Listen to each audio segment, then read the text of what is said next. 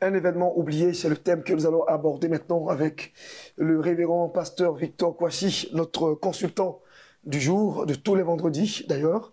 Bonjour serviteur de Dieu. Bonjour Blessing. Bienvenue. Merci. J'espère que tu te rends compte. La voix est déjà... Oui, absolument. C'est vraiment parti, c'est cassé. On essaie justement de se battre. Mais bon, je crois qu'on m'entend quand même un tout petit peu quand même. Mais on va parler bien sûr d'un événement oublié. Oublié. Oui, ce n'est rien d'autre que l'arrivée de Jésus, le retour de Jésus. Ah oui. Je le dis juste pour J'y avais attirer pas pensé carrément. Absolument. J'y avais pas pensé. Un événement oublié, je veux dire que maintenant dans nos églises, on ne parle plus du retour de Jésus.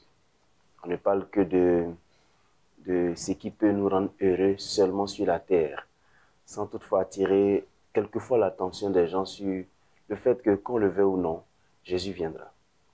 Et Jésus viendra, ça peut se passer de plusieurs façons. Tu peux mourir, ce sera l'arrivée de Jésus pour toi, parce que la Bible dit qu'il est réservé à un homme de mourir une seule fois, après quoi viendra le jugement. Ou si tu as la grâce d'être parmi ceux qui vont rester et que Jésus va trouver l'heure au Seigneur, mais Jésus reviendra. Mais en fait, j'ai envie de juste attirer l'attention des gens sur le fait que, pour moi, le retour de Jésus, c'est la fin de ta vie d'abord. Ouais.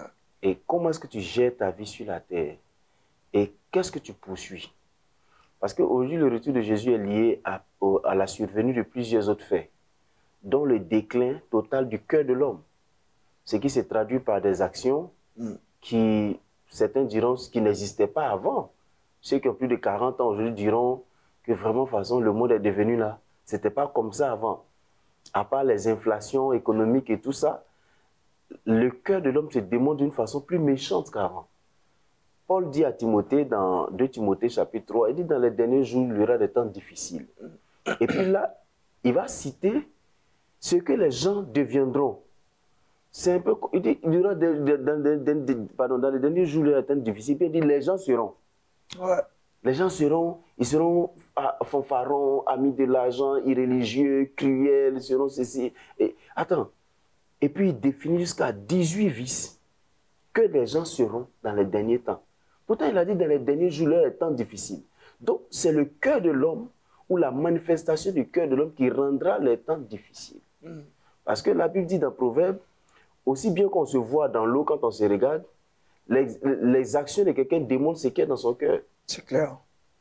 Donc, malheureusement aujourd'hui, je me pose la question de savoir, est-ce que les gens pensent un peu quand même à la mort? Parce que quand tu parles de la mort, on dit, oh, un esprit de mort, toi tu aimes trop la mort. Mais quand on le veut ou non, qu'un prophète l'ait annoncé ou pas, la destinée finale d'une personne vivante, c'est la mort. Ouais. La seule chose qu'on ne sait pas, c'est quand ça va venir. Il faut que les gens, il faut qu'on commence à réfléchir. Il ne faut pas qu'on oublie. Parce qu'après avoir eu tout ce qu'on nous a prophétisé sur la terre, pour nous rendre épanouis, pour nous épanouir sur la terre, Jésus viendra. Est-ce que ce n'est pas un relâchement du côté des pasteurs? Non, pas des pasteurs, mais des chrétiens qui ont entendu que Jésus revient bientôt. Et ils ont peut-être mal compris. On a attendu que Jésus vienne. Il ne vient pas, ça fait des décennies. Et donc on se dit, mais écoute, on va lever un tout petit peu le pied, on va s'amuser, on va profiter, on va vivre tant qu'à vivre en fait. Oui, c'est un raisonnement. C'est un raisonnement qui peut se dire ça. C'est-à-dire, bon, comme il ne vient pas, on peut s'amuser un peu. Mais, même s'il n'est pas venu, nous partirons. Et la chose la plus certaine, c'est que nous partirons. Et c'est la mort qui est la plus certaine. Voilà. Ouais.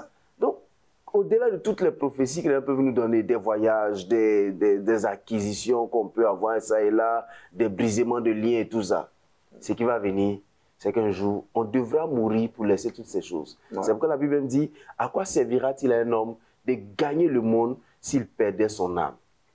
Ça veut dire que l'âme est la chose la plus importante, a plus de valeur devant Dieu que tous les acquis matériels. La Bible me dit, au lieu de se chercher des trésors périssables que la rouille et la terre peuvent dévorer, il faut qu'on cherche des trésors célestes. Mais en fait, les trésors célestes passent par la disposition de notre cœur. Jérémie dit, le cœur de l'homme est tortueux par-dessus tout. Peut-être quand Paul nous rappelle que la parole de Dieu vient pour redresser.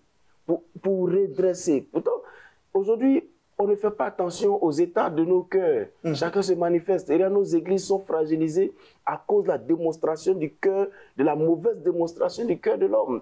Aujourd'hui, on aime des gens par opportunisme et intérêt.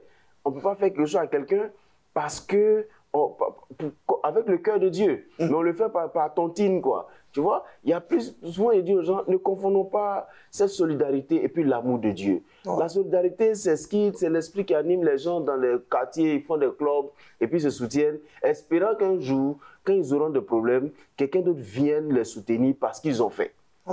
Et dans nos églises, c'est un peu ça. Toi, tu ne payes pas ta cotisation, non? Quand tu vas avoir problème là, et tu vois un peu, pourtant, le Seigneur veut qu'on le fasse sans attendre quelque chose parce que c'est lui qui nous bénit. Amen. C'est lui qui nous bénit. Alors, je vais inviter les frères à comprendre que l'orientation de notre cœur est en train de nous faire partir loin de ce qui est essentiel, qui est prendre soin de son cœur et sa relation véritable avec le Seigneur. Même si on n'a pas eu tout ce qu'on cherche, de toute façon, on n'aura pas tout.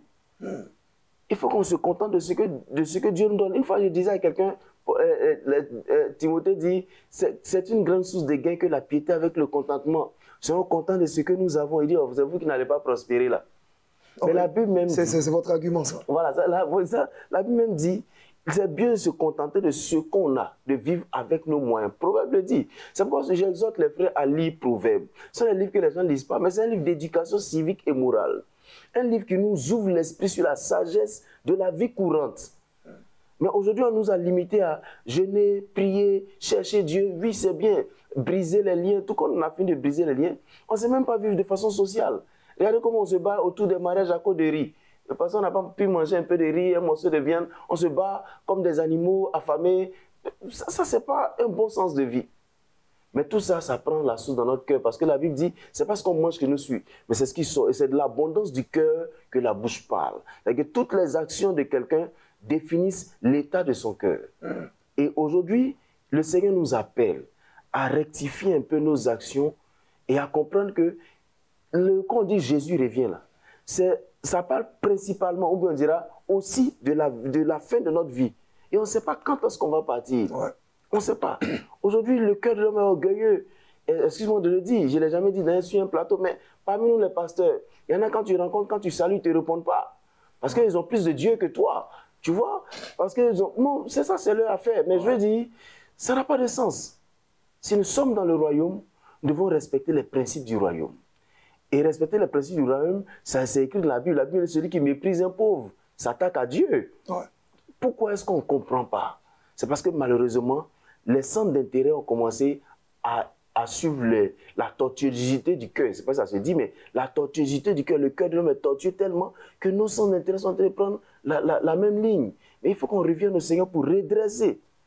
Pour qu'on puisse avoir l'esprit calme. Il n'y a pas plus stressé que le chrétien. Parce que le chrétien s'est dit qu'il n'est quelqu'un que par ce qu'il va avoir. Il ne deviendra que par l'accomplissement d'une prophétie qui a été dite sur lui. Et ça ne s'accomplit pas. Merci. En tout cas, pour ce rappel, je crois que c'était un excellent message qui nous parle encore, nous rappelle encore que Christ revient bientôt et que nous devons aussi nous attendre à nous préparer pour ce voyage qui sera éternel parce que si nous partons, on ne reviendra pas, c'est clair. Et donc, c'est important de nous rappeler cela et puis d'emmener les chrétiens les uns les autres à aussi manifester l'amour. Serviteur de Dieu, merci d'être passé en plateau.